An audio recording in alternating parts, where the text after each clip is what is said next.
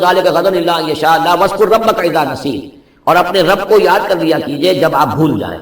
یعنی یہ کہ اگر کسی وقت بھول جائیں تو پھر جب یاد آ جائے واذکر ربک تو پھر اللہ تعالیٰ کی طرف دھیان لگائیے، وقل عسیٰ ان یہدینی ربی لاقرب من ھذا رشدا، اور کہیے کہ ہو سکتا ہے کہ میرا رب اس معاملے میں اس سے بہتر راہ کی طرف میری رہنمائی کر دے، یعنی میں یہ کیوں کہوں کہ یہ کام میں کروں گا، ہو سکتا ہے اللہ تعالیٰ جو ہے اس سے بہتر کوئی بات کی صورتحال پیدا کر دے۔ لہذا اس معاملے کے اندر بھی کوئی زیادہ جازم ہو جانا نہیں چاہیے، بلکہ معاملات کو تفویض الامر الی اللہ، سپردم بتو مایا خیش را تو دانی حساب کم و بیش را، تو اس طریقے سے انسان جو ہے اللہ تعالیٰ کے حوالے کیے رکھے۔ وَلَبِثُوا فِي كَهْفِهِمْ ثَلَاثَ مِائَةٍ سِنِينَ وَازْدَادُوا تِسْعًا، اور وہ رہے اپنی اس غار میں 300 برس اور اس کے اوپر 9 سال۔ اس کی تعبیر کیا ہے؟ شمسی حساب سے 300 برس، اور یہ 300 برس جو شمسی ہوتے ہیں جو سولر کیلنڈر کے، وہ قمری حساب سے 309 بن جاتے ہیں۔ اس حوالے سے یہ دونوں عدد بالکل صحیح ہے۔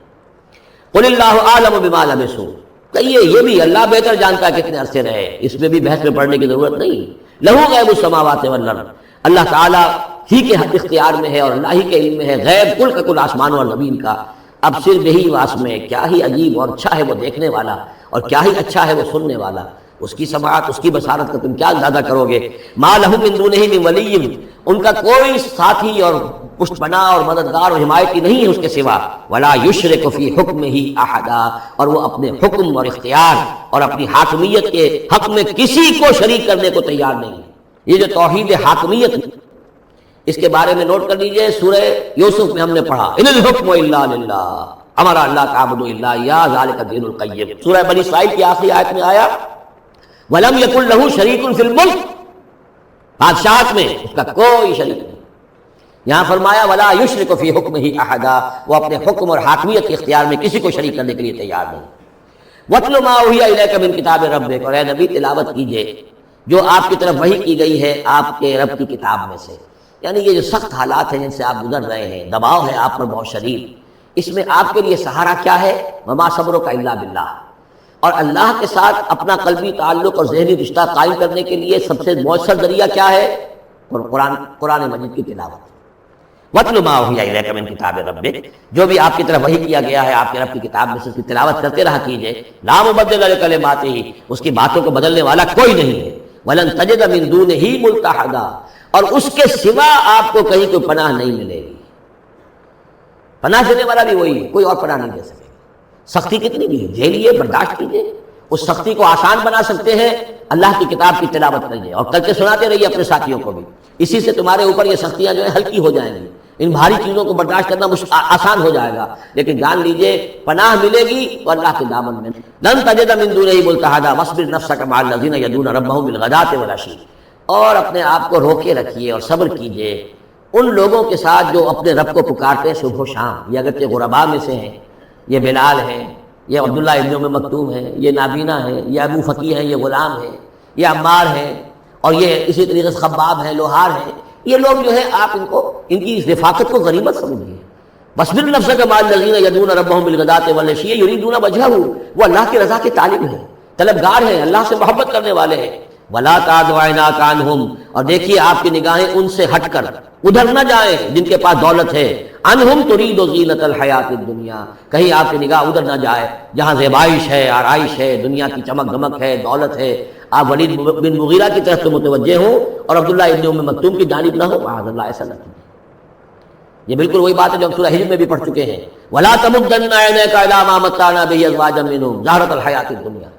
یہ جو بھی ہم نے ان کو دے رکھا ہے دنیا کا ساز و سامان، چمک دمک، اس کی طرف آپ کی نگاہیں نہ اٹھے۔ ولا تعد عیناک عنہم، آپ کی نگاہیں ان سے ہٹ کر، انہیں نظر انداز کر کے ان لوگوں کی طرف نہ متوجہ ہو جائیں۔ ترید زینت الحیات الدنیا، تو کیا آپ بھی دنیا کی، کہ لوگوں کو یہ گمان ہونے لگے، شک ہو جائے کہ آپ کی نگاہ میں بھی دنیا کی زینت کا جو ہے بہت اس کی اہمیت ہے۔ ولا تطع من اغفلنا قلبه عن ذکرنا، اور بات مانیے اس کی جس کے دل کو ہم نے اپنی یاد سے غافل کر دیا ہے۔ واتبع هواه، اور جو اپنی خواہش نفس کی پیروی کر رہا ہے۔ وکان امره فرطا، اور اس کا کام جو ہے وہ اعتدال سے بہت ادھر ادھر ہو گیا ہے۔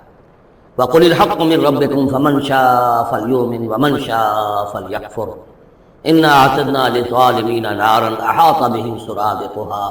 صدق اللہ العظیم۔ اور پڑھا کرو اس میں سے کہ جو وحی کیا گیا ہے آپ کی جانب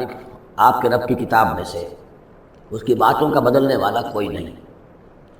اور نہیں پاؤ گے تم اپنے لیے اس کے سوا کوئی اور جائے پناہ۔ تھامے رکھو، روکے رکھو اپنے آپ کو ان لوگوں کے ساتھ جو پکارتے ہیں اپنے رب کو صبح و شام اور چاہتے ہیں اس کی رضا، طالب ہیں اس کے روئے انور کے، اور نہ دوڑیں آپ کی نگاہیں ان سے ہٹ کر۔ آپ کہ دنیا کو یہ محسوس ہو، یہ مغالطہ ہو کہ ترید و زینت الحیات الدنیا، یہ ذرا مشکل مقام ہے قرآن مجید کا، کہ بظاہر تو الفاظ یہ ہیں کہ آپ کی نگاہیں دنیا کی زیبائش اور آرائش کی تلاش میں ان فقراء اور غرباء سے ہٹ کر امراء کی طرف نہ اٹھیں۔ لیکن ظاہر بات ہے کہ حضور صلی اللہ علیہ وسلم کی یہ شان نہیں تھی، لہذا اس میں جو بات سمجھ میں آتی ہے وہ یہ ہے کہ ایسا نہ ہو کہ آپ کے التفات کی وجہ سے دنیا یہ محسوس کرے کہ ان کی نگاہ میں بھی وقت اور اہمیت جو ہے وہ دنیاوی مال و دولت اور اسباب کی ہے۔ کسی داعی حق کے لیے یہ معاملہ بہت ہی نازک ہوتا ہے کہ ایک طرف جو حالات و واقعات ہیں اس کے اعتبار سے، جو حقائق ہیں اس کے اعتبار سے، معاشرے کے جو اونچے طبقات ہوتے ہیں جو وہاں سرداری یا کسی اور طرح کی سربراہی کے منصب پر فائز ہوں یا ان کے پاس فراوانی ہو دولت کی، اب ظاہر بات ہے کہ ان کا ایک اثر و رسوخ ہوتا ہے معاشرے میں۔ ان میں سے کوئی ایک شخص ایمان لے آئے تو وہ بہت سے لوگوں کے برابر ہو جائے گا، جیسے حضرت عمر رضی اللہ عنہ اور ابو جہل کو حضور نے دونوں کو پیش کیا اللہ کے سامنے کہ اللہ ان میں سے ایک کو ضرور میری جھولی میں ڈال دے۔ ظاہر بات ہے کہ اس سے اسلام کو تقویت حاصل ہوگی، اور اس سے یہ ہے کہ جن مسلمانوں پر کا قافیہ تنگ ہوا ہے، جن کو ستایا جا رہا ہے، اگر کوئی بڑا آدمی ایمان لے آئے گا تو ان کو بھی سہارا ملے گا، جیسے کہ حضرت عمر اور حضرت حمزہ کے ایمان لانے کے بعد جو غرباء تھے، فقراء تھے اور جو غلام تھے انہیں ستایا جا رہا تھا، انہیں کچھ ریلیف ملا ہے۔ اس حوالے سے ایک طرف تو اس کی ضرورت ہوتی ہے کہ ان کی طرف توجہ کی جائے، التفات رکھا جائے، تاکہ اگر وہ ایمان لے آئے تو اس سے ایمان کو بھی تقویت ہو، اسلام کو تقویت ہو، مسلمانوں کو بھی فائدہ پہنچے۔ دوسری طرف یہ اندیشہ ہوتا ہے کہ غرباء کا دل نہ دکھے۔ تیسری طرف یہ کہ لوگ یہ نہ سمجھیں کہ یہ بھی زیادہ جو ہے مدارات کرتے ہیں اور زیادہ التفات کرتے ہیں امراء کی طرف، اہم لوگوں کی طرف، گویا کہ ان کی نگاہوں میں بھی دنیا کی انہی چیزوں کی وقت ہے، انہی چیزوں کی اہمیت ہے۔ تو یہ تین طرف کی چیز سمجھیے کہ یہ چکی دو پارٹوں والی نہیں، تین پارٹوں والی ہے، کہ جس میں کوئی داعی جو ہوتا ہے وہ اس مخمصے میں آ جاتا ہے کہ ایک طرف تقاضا یہ ہے خود تحریک کا، دعوت کا، اس جد و جہد کا، اس کے تقاضے یہ ہیں کہ ان کی طرف التفات ہو، ان کی طرف توجہ کی جائے تاکہ ان میں سے کچھ لوگ ایمان لے آئیں تو کام میں سہولت حاصل ہو، مدد حاصل ہو۔ لیکن دوسری طرف یہ منفی دو اثرات بھی موجود ہیں، تو اس کے مابین جو ہے حکم دیا جا رہا ہے حضور صلی اللہ علیہ وسلم کو کہ بہرحال آپ یہ احتیاط کیجئے کہ یہ تاثر نہ ابھرنے پائے کہ محمد کے نزدیک بھی صلی اللہ علیہ وسلم اصل اہمیت جو ہے وہ دولت مند لوگوں کی ہے۔ وَلَا تُطِعْ مَنْ أَغْفَلْنَا قَلْبَهُ عَنْ ذِكْرِنَا، اور مت کہنا مانیے ان لوگوں کا، یہ جیسا کہ میں نے بارہا عرض کیا ہے کہ دباؤ پڑ رہا تھا سرداران قریش کی طرف سے کہ کچھ ہماری بات مان لیجئے، کچھ ہم آپ کی مان لیں گے۔